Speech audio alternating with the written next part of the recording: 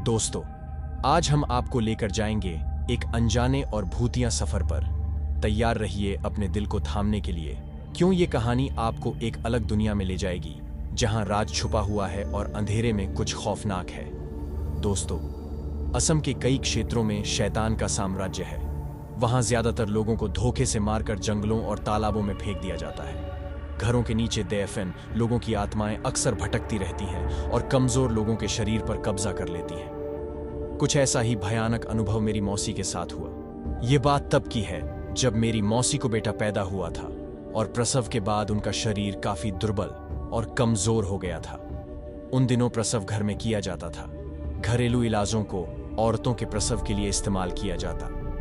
मेरी मौसी प्रसव के बाद आराम कर रही थी और उनके नवजात बच्चे को मेरी नानी नहलाने दूसरे कमरे में ले गई। कमरे में मेरी मौसी बिल्कुल अकेली थी और उनके पति भी गांव से बाहर गए हुए थे। घर में सिर्फ मेरी नानी और मौसी ही थे।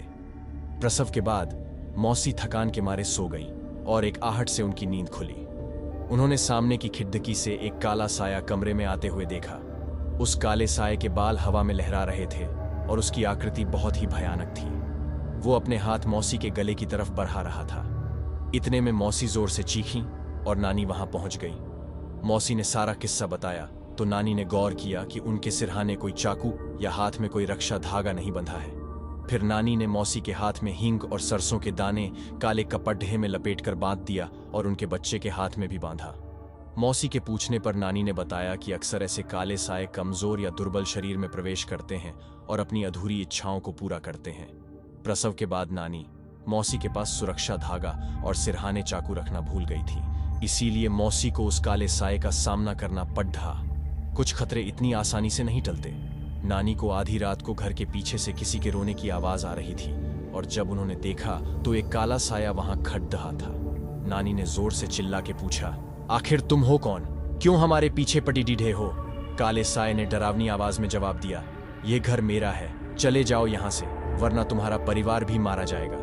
नानी उस वाक्य से बहुत डर गई थी, क्योंकि अब घर में एक नवजात बच्चे को भी उस काले साए से खतरा था। अगले दिन नानी ने एक पंडित को घर बुला के सारा किस्सा सुनाया और पंडित जब घर के पीछे गए तो उन्होंने काली शक्तियों को महसूस किया। पंडित ने सारा मुआयना करके कहा, इस इलाके में जितने भी घर बने हुए हैं उन सब के नीचे कई लाशें दफन हैं। यह इलाका पहले घना जंगल हुआ करता था और फिर यहाँ धीरे धीरे लोग घर बनवाने लगे। इस घर का भी कोई ऐसा ही राज होगा जो आपको जीने नहीं देगा। ऐसे शापित स्थान निर्दोष परिवारों की बलि मांगते हैं। आप लोग जल्द से जल्द यह घर खाली कर दो, तब तक यह रक्षा मौली अपने हाथों पे बांध लो। मौसी के पति को वापस आने में 2 दिन बाकी थे। बिना वक्त गवाए मेरी नानी और मौसी अपना सामान बांधकर दूसरे गांव चले गए और मौसी ने अपने पति को भी खत लिखकर सूचित कर दिया।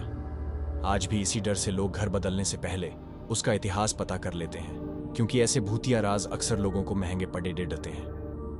दोस्तों, अगर आपको यह हॉरर स्टोरी अच्छी लगी हो तो हमारे चैनल हॉरर मंडे को सब्सक्राइब जरूर करें।